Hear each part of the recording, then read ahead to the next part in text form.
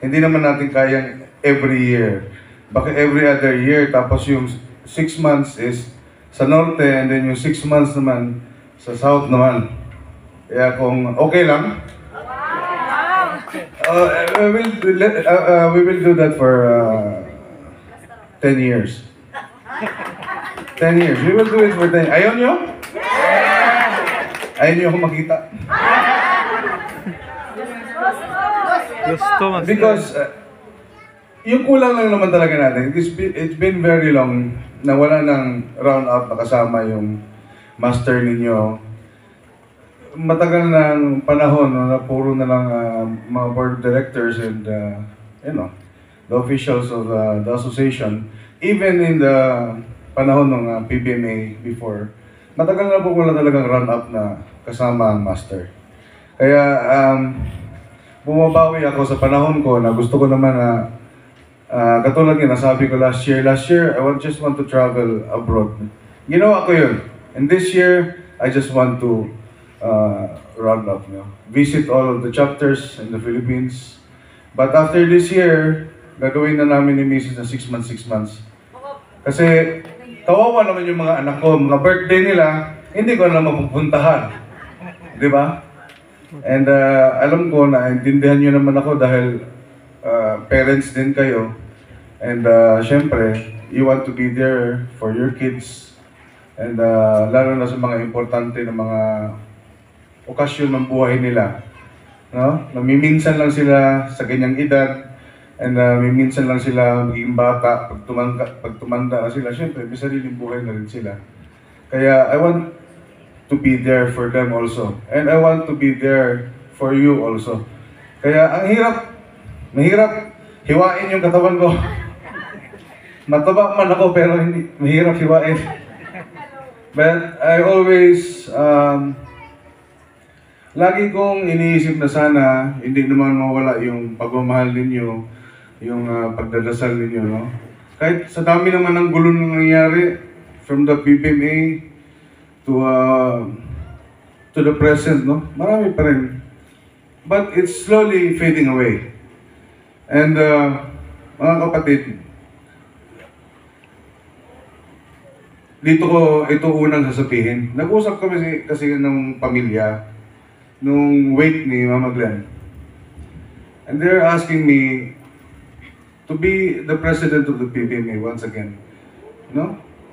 And sabi ko sa kanila, well, if you want me to be the president of the PBMA again, dapat pag dumating yung panahon na yan na inayos nyo na lahat ng legalities ng PBMA, huwag nyo ako tatalikuran. Sinabi ko talaga sa kanila yan, mga kapatid. Dahil ako wala naman akong problema eh. Kaya hindi ako nagsusot ng sing-sing eh. Because I am universal. Okay. No? Hindi ako pumipili ng tao. Yung tao yung dapat pumili sa akin. Because I am a leader. No, I am not a dictator. I am leader. I am a leader. For all of you, member ba kayo, hindi ba kayo member, I always pray for everybody all around the world. Kaya, napakaswerte lang natin na nandito tayo sa asosasyon natin, no? Na napagpapatuloy natin yung mga doktrina at hindi tayo, most of us, hindi naman natin talaga na-exercise yung kabutihang asal eh. Minsan nakakalimutan talaga natin, no? But it's better to have an association like us to remind us always to be good, to teach our kids values, to let them grow with dignity and respect. Yun yung importante mga kapatid. Katulad nga ng sabi ni Ate Leticia kanina, no? Puro na tayo senior citizen. Ako pa senior citizen na rin malapit. 20 years na lang senior citizen na. Because next year, I'll be 40 years old. Most of the members before forget, no? That I am almost 40 years old. Kaya lagi sila nai-stack up doon eh. Sa kung 15 anyos pa lang ako eh. Kaya si ano kasi, ganyan. But Divine Master never taught us that. No? Kaya maganda na rin siguro na naging bad boy ako dati. It's because that's how I see who is true and not. No? Kasi yung totoo ng mga membro ng samahan ni Divine Master sa PPMA, sa Rubenian,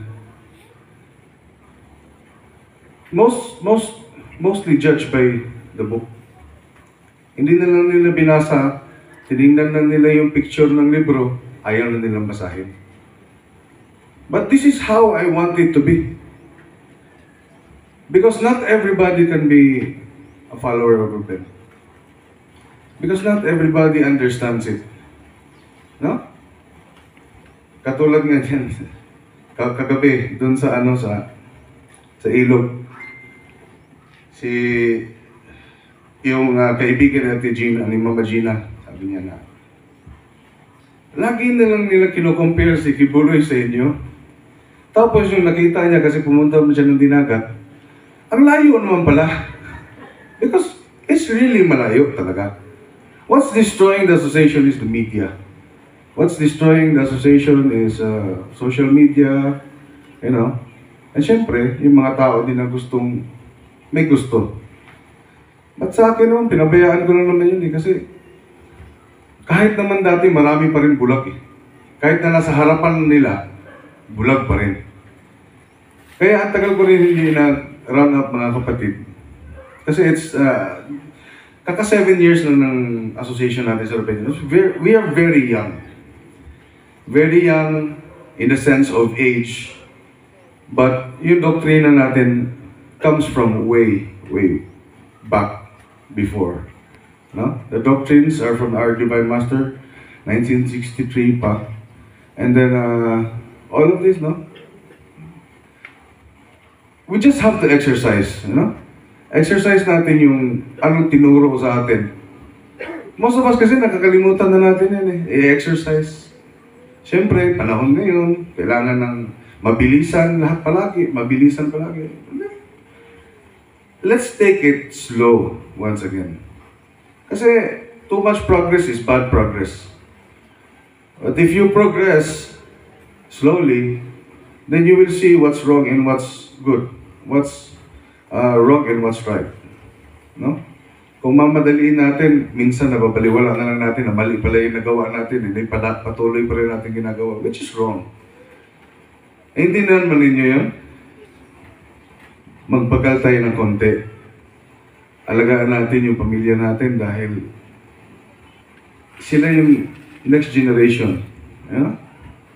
Mag-member man sila o hindi. As long as you teach them well and be respectful, you know, sa mga kultura, sa mga kung anong kinagis na natin ng mga parents. No? Pag hindi nila natutunan ng irespeto yun, eh, parang wala na rin silang respeto sa atin. Eh paano na lang yan kung nawala tayo sa buhay nila?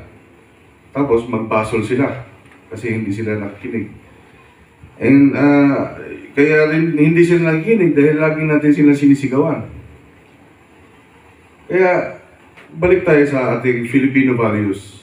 That's what's really kulang sa ating generation ngayon, no? Too much kids are so much into social media, and sa sobrang bilis ng mga ganap sa social media, kasi kailangan scroll mo lang, iba na naman, hindi katulad nung kapanahunan na wala pang cellphone. Mas mainit yung pagmamahalan ng mga tao, dahil kailangan mong sumulat doon, at pag nakatanggap ka ng sulat, masaya ka na, uy, sinulatan ako ni ganito, ganyan, di ba? But now, ma-text mo pa lang, uy, kamusta ka na? Buti naalala mo pa ako, ganyan. It's so far from what we have, kung ano nakasanayan dati. It's so far. But this is progress. So dapat, hindi rin natin pigilan yung progreso dahil doon naman talaga tayo pupunta. No? But let's not take it very fast. No? Let's take it slow. Alam ko na nagugulat kayo na mga technology, ganyan. But let's take it slow. Kasi if it's not broken, then do not fix it. Kasi wala namang sira sa pamamaraan natin dati. Yun lang, yung kulang lang. Siyempre, pag may nagsabi si Brad ganito, na ito, ginawa ni Brad, and then ni sister, ganyan, and then hanggang sa, yung maliit na problema, lumalaki. You know? Paano tayo gagaling yan? Paano mag-heal yung mga puso natin kung we judge right away? You know? Hindi natin nilalaman yung katotohanan, buong katotohanan. No? Hindi naman tayo tinuruan ni Divine Master ng ganyan. Di ba? Sino dito yung sa panahon pa ni Divine Master nandiyan na? Oh. Tinuruan ba kayo ng ganyan? Hindi. Hindi kayo tinuruan mamili. Hindi kayo tinuruan na isirado yung chapter ninyo. Huwag nyo papasukin si ganyan-ganyan. No. We are a non-fraternal organization. We do not choose people. No? We do not choose sectors of humanity. Open tayo sa lahat. You know? Kasi it is up to the person naman eh. If they want change in their lives. Hindi naman yun pa sa akin. Kasi I am here just to lay the message to you. And it is up to you to convey the message to other people. You know? Hindi ako pumasyal dito para, alam nyo, kaya talaga ako nag-round up dahil gusto ko talagang kamustahin yung chapters all around the Philippines. At syempre may mga chapter rin tayo na hindi natin mapuntahan dahil madidelikado din yung buhay natin. Eh pag namatay naman yung master ninyo, di wala na naman kayong master. That's why I am protecting also yung buhay ko. Dahil I want to serve you as long as I can. No? Kaya I hope what words that came out of my mouth today you will exercise with your family. No? Honesty, one. Ikaduha, trust, faith, disiplina. Disiplina doesn't mean na didisiplinahin mo yung anak mong ganyan. No. Discipline means the way you follow the doctrines, you follow values. You know? Disiplina. Disiplina sa pagkain. Huwag kang masyadong kumain. You know? This is discipline. Hindi yung discipline na papaluin mo yung tao. That's not the correct discipline that I am telling. The correct is disiplina sa sarili. No? And you must appreciate people. And I appreciate everyone for coming out today, lalo na yung mga taga Luzon na pumunta talaga sila dito na para makisali sa atin na programa ngayong for the next day or so. And after that, saan ba tayo next din na? Sa Aurora Province. Oh, Aurora naman. At ayun lang, no? Mamayang gabi, tutugtugan namin kayo. At para naman kasi hindi na natin exercise. Dati kasi, mga kapatid, meron tayong music healing, di ba? Opo. Dapat sumayaw talaga kayo. Dapat pawisan talaga kayo. Kasi, pagamot kayo ng pagamot sa akin, pero ayaw nyo namang gumalaw. Eh, paano kayo gagaling, di ba? Kailangan, hindi luya. Dapat energy. Lundag-lundag. Anong energy na binibigay namin ng banda, dapat tanggapin ninyo yung energy nito. It's because it's positive energy. You know? Tanggalin muna natin yung negativity just for once. No? Problema, huwag na natin munang isipin just for once. Dahil nandito naman ako at sana matuwa din kayo na pinasyalan ko kayo dito. Ang pinakaunang chapter na pinuntahan ko, pinakauna dahil nandito rin yung pangalawang pamilya ko. Sila Robbie, sila Tatay Coles, Mama Gina, sila Bri, everybody, no, in the family. They're like my second family. Kaya nung sinabi ni Dina na mauna tayo dito sa Bulacan, sabi ko hindi. Pwede, dapat doon tayo muna sa Ifugao. Kaya